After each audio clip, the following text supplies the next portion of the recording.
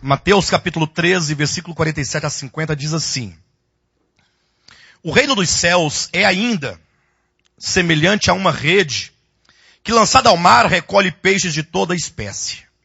E quando já está cheia, os pescadores arrastam-na para a praia e, assentados, escolhem os bons para os cestos e os ruins deitam fora. Assim será na consumação do século. Sairão os anjos e separarão os maus dentre os justos e os lançarão na fornalha acesa. Ali haverá choro e ranger de dentes.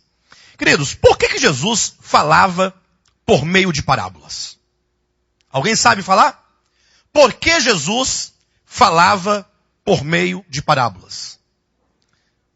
Inclusive, essa pergunta que eu estou fazendo aqui, ela não está muito correta. Ela está, talvez, um tanto incompleta.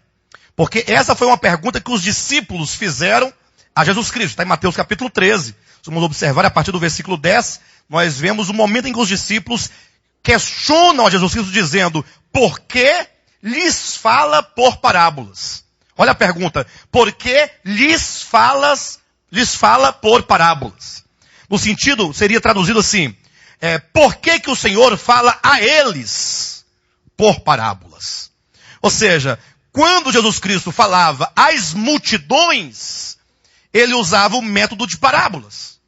Entretanto, quando estava com os seus discípulos no particular, dentro de uma casa, num certo lugar em que pudesse ter uma intimidade maior, Jesus não falava por parábolas. Tanto é que a resposta de Cristo é: eu falo a eles por parábolas para que eles não entendam. Para que eles vendo não vejam e ouvindo não ouçam. Ao passo que aos filhos do reino, esses mistérios são revelados. Então, na verdade, essas parábolas, elas trazem na sua essência revelações profundas acerca dos mistérios do reino de Deus.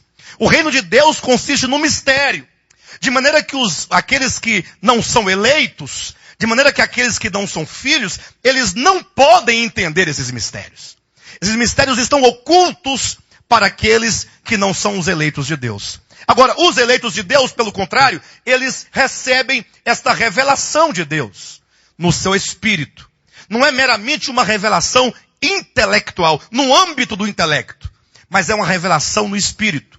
Até porque no âmbito do intelecto, você pode pegar uma parábola dessa, e aqui você tem a parábola e tem o significado em seguida da parábola. Você pode levar a uma universidade, chamar um doutor em línguas, né? Ou que seja em texto, e ele então vai ler o texto, e ele poderá fazer toda uma análise sintática, morfológica, uma análise do texto em todas as suas estruturas.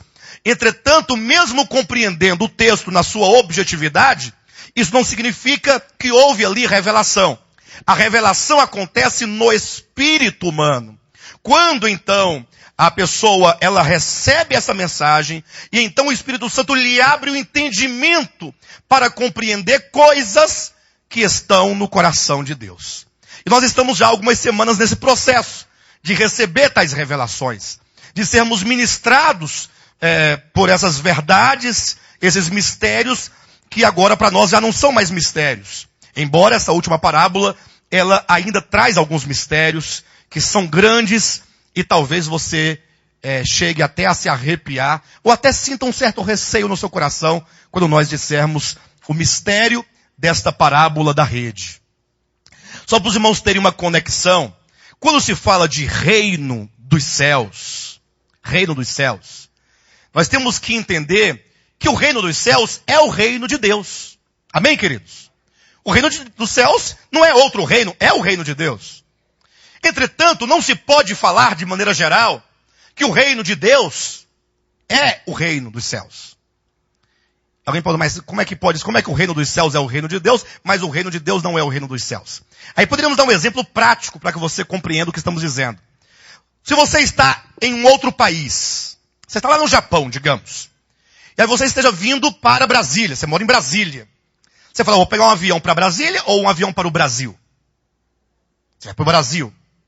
Estou indo para o Brasil, está em outro país. Isso porque Brasília é Brasil. Ou não é? Brasília é Brasil. Entretanto, você não pode falar que o Brasil é Brasília.